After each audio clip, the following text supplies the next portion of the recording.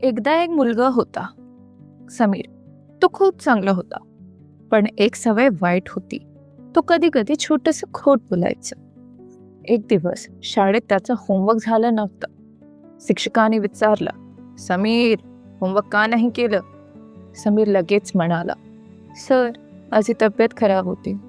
शिक्षकाने काहीच न बोलता त्याला बसायला सांगितलं. दुसऱ्या दिवशी खरंच समीर आजारी पडला. यावेळी तो खरोखरच होमवर्क करू शकला नव्हता.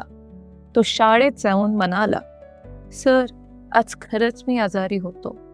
पण शिक्षक म्हणाले, समीर, कालही तू हेच कारण दिलंस.